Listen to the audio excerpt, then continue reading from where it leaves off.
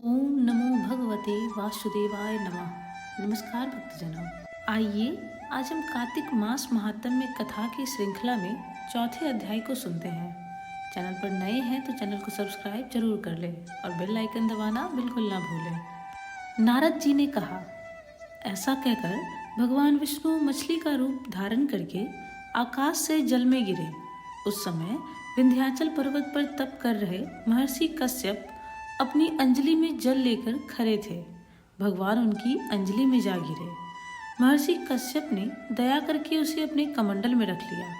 मछली के थोड़ा बड़े होने पर महर्षि कश्यप ने उसे कुएं में डाल दिया। जब वह मछली कुएं में भी न समा सकी तो उन्होंने उसे तालाब में डाल दिया। जब वह तालाब में भी न आ सकी तब उन्होंने उसे समुद्र में डाल दिया। वह मछली वहां भी बढ़ने लगी। फिर मत्स्य रूपी भगवान विष्णु ने इस शंखासुर का वध किया और शंखासुर को हाथ में लेकर बद्रीवन में आ गए। वहां उन्होंने संपूर्ण ऋषियों को बुलाकर इस प्रकार आदेश दिया, मुनीश्वरों, तुम जल के भीतर बिखरे हुए वेद मंत्रों की खोज करो और जितनी जल्दी हो सके उन्हें सागर के जल से बाहर निकाल लाओ। तब तक मैं देवताओं के साथ प्रयाग में ठहरता हूँ। तब उन तपोबल संपन्न महर्षियों ने यज्ञ और बीजों सहित संपूर्ण वेद मंत्रों का उद्धार किया। उनमें से जितने मंत्र जिस ऋषि ने उपलब्ध किए वही उन बीज मंत्रों का उस दिन से ऋषि माना जाने लगा। तदंतर सब ऋषि एकत्र होकर प्रयाग में गए।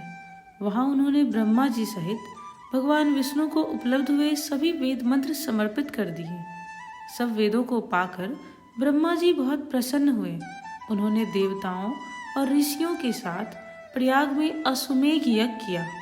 यज्ञ समाप्त होने पर सब देवताओं ने भगवान से निवेदन किया, देवादिदेव जगन्नाथ, इस स्थान पर ब्रह्मा जी ने खोए हुए वेदों को पुनः प्राप्त किया है और हमने भी यहाँ आपके प्रसाद से यज्ञ भाग पाए हैं।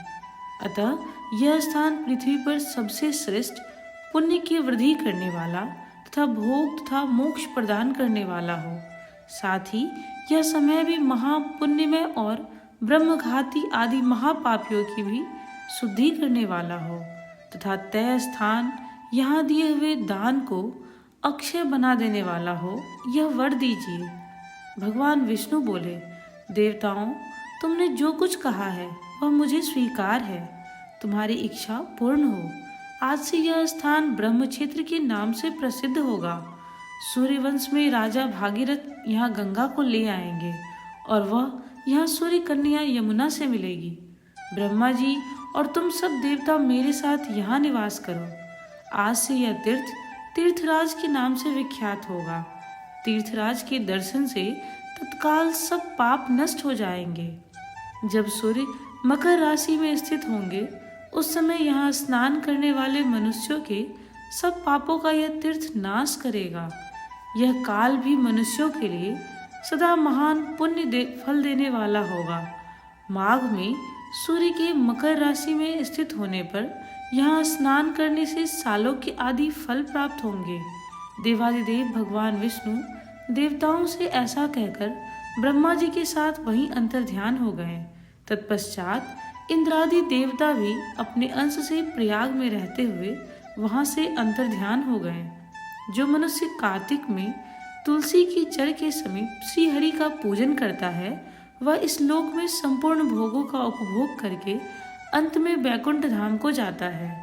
बोलिए भगवान विष्णु की जय। धन्यवाद।